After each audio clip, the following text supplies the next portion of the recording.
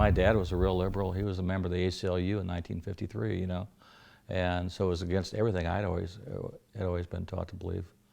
But I also believed that, because my dad made political films, and he was friends with the Kennedys, and he was friends with LBJ, and so he could have gotten me out of it. He could have gotten me out by making one call. I mean, I didn't have to go. Is that right? Yeah, and so I had a talk with him, and Dad was an Air Force pilot in World War II, and he'd lost all his faith in everything by being a bomber pilot, because they were told they were flying the Flying Fortress, the B-24.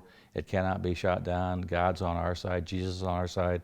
He was a kid from Augusta, Kansas, you know, went to K-State, and so he believed all that stuff, and all of a sudden it wasn't happening. His friends were getting shot down.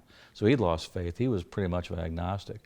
But he said to me, there are two types of men in this world, those who've been shot at and those that haven't. He said, I'm not saying I want to get you shot at, but he said, we'll change you in a way that if you survive it will make you a better person. And he said, and if you don't go, that kid on the street that can't have a dad that makes a call is going to go. I said, I'm going to go. That was easy. So I enlisted.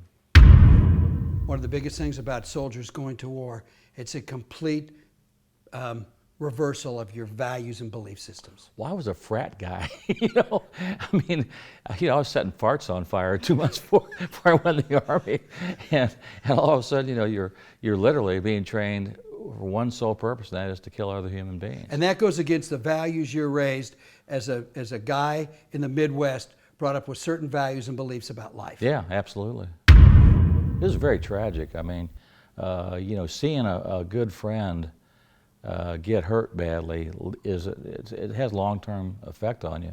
And like when we landed in Cambodia in this huge helicopter airlift, I was the first one off the helicopter because I had to be to call in the airstrikes that were coming in with us.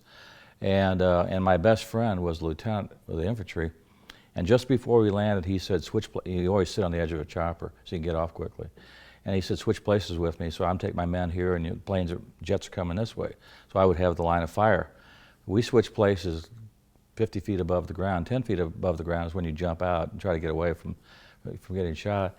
And as he landed, he took a machine gun bullet in his groin. It blew everything he had away, his whole stuff away. And that would have been me if he hadn't said, let's switch, you know. You know, I can't even imagine what it's like to be a soldier in a combat situation. I can't even imagine. I can't even imagine how humor is even possible or how they could do it. So my hat's off to them, and I've learned so much from them how it's even possible.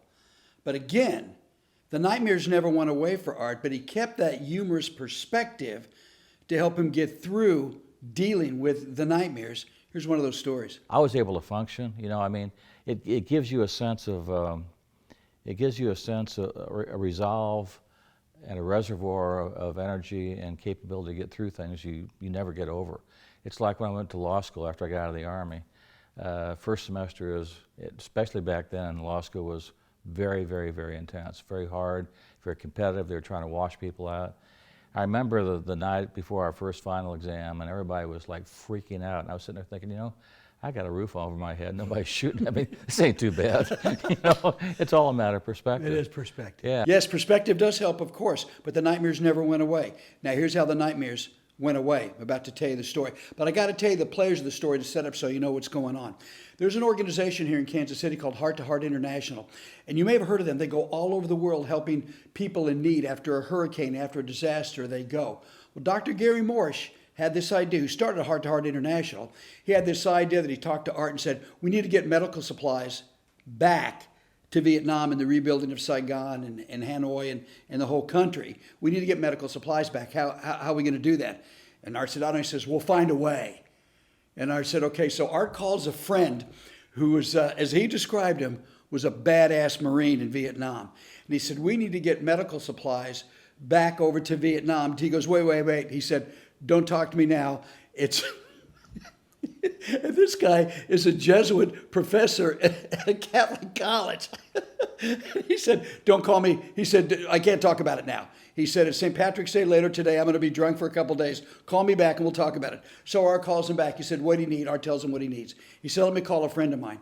So the badass Marine calls a friend, calls Art back and says, we're in. He goes, what do you mean? He goes, I called my friend Freddie Smith. He goes, Freddie Smith? You mean as the CEO, he used to be anyway, of Federal Express, FedEx?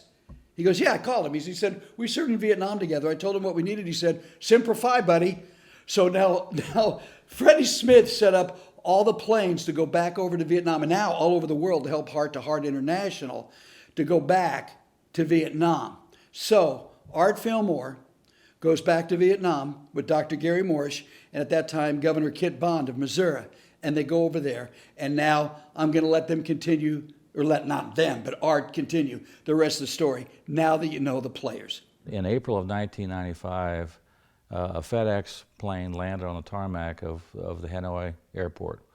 And it was flown by FedEx. Fred Smith actually had to have a lottery among all his pilots because there's so many combat veterans who wanted to fly into Hanoi and land and not drop bombs because they'd only seen Hanoi through bomb sites before.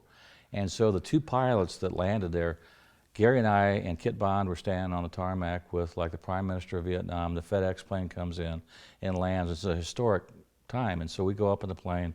FedEx pilots have tears coming down their cheeks. They can't believe they're now about to be captured and taken away, landing in Hanoi. And so they took a picture of Kit, myself, and Gary on the wing of the FedEx plane with the two pilots' heads coming out from behind it. And the cargo door open, showing all the cargo in there. And it turned out that there's this museum in Saigon, or Ho Chi Minh City, that is called the American War Museum. And it's very propagandistic. I went through there one time. I didn't get past the first part of it. I said, I don't want to watch this stuff. A lot of stuff about, the Yankee Devils and all this stuff. Well, now, after that mission, the final photograph, as you take your whole tour around that mission, is that picture of the FedEx plane with Gary and myself and Kit and the Prime Minister of Vietnam standing on the plane, because that was their symbolic end of the war, too. Art went back to Vietnam many times. Here's a story how his faith in God was restored. Gary and a gal named Barbie Moore and I went to a leper colony outside of Saigon. I mean, literally, you have to go to this island, and these people are not allowed off the island, Nobody gets kicked off the island, unfortunately. And so these little kids, and leprosy is a virus, and so it kills the nerve endings. And so the reason a lot of lepers don't have fingers or toes is they'll walk across hot coals because they can't feel it. And so they lose things by doing crazy things like that. Well, these kids had learned a song in English, These kids who have no life and no future, ever, learned a song in English to please us. We brought them rice, we brought them toys. But Gary and Barbie were with their chieftain who was dying. He had everything. He'd had a stroke. He had any disease you can imagine, leprosy, of course. And they sat there in a tent with me praying for him. And even though he knew that they didn't necessarily they didn't share the same faith, didn't know if they shared the same God, you could see him light up from the power of the prayer that they were saying for him. It's an amazing moment for me. And it really is the moment I began to believe in religion again. And started coming back and trying to learn more about faith. And now the story that I've been waiting to share with you. That's why I set all this stuff up in advance in the first class and now this class of how Art Fillmore's haunting nightmares of what he experienced in Vietnam went away. Because the first time I went back, I was in Cu Chi, which was the home base of the 25th Division. You're what? And where? In Cu Chi. Oh. Not Cu Chi. I thought you referred to something else. I wasn't in Cu Chi often enough over there, I'll tell you that. But you said when you were in Cu Chi, I thought, well, we may not want to hear that. Happy boy. No, get off the divorce right now. But I was in Cu Chi, and I was going to this little clinic where there were doctors and kids and everything. And so I had a bag of medicines Heart to Heart had given me. I didn't know what I was doing. I was just walking around being escorted by two doctors and a Heart to Heart staffer. And this one doctor took me in a room, and there was a little boy sitting there who was distended stomach, and his father was there, and I said, what's wrong with him? He said, he's got this disease, and he's got this infection, and he's dying. And I said, why is he dying? Why don't you give him something for it? He says, well, all we have is these French herbal medicines. He showed them to me, and I said, well, I got a bag full of stuff here. He looked at it, and he says, this is the antibiotic we've been looking for. He turned to the father, and he said, your son's going to live. And the doctor and he and I all started, tears running down our cheek, and for me it was that cathartic moment, because in that very place is where I'd been bringing death for a year, and now I was bringing healing. It was like the light switch went on, and my nightmares went away, literally that day. What an amazing story.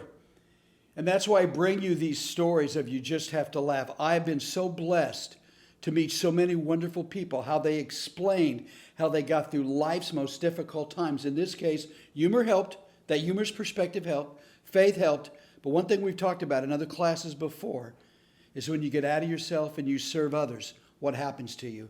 And well, this story speaks for itself. I thank you so much for joining us. Thanks Art Fillmore and Gary Morsh and all the folks there that were part of this story that helped us understand why you just have to laugh, why you have to serve people, and why you have to have faith. Thanks for coming. I look forward to seeing you at another class. Please feel free to share all these stories because, as I tell you, you just have to laugh. Our whole goal is to heal our emotional wounds. One laugh. Now, one service of humanity at a time.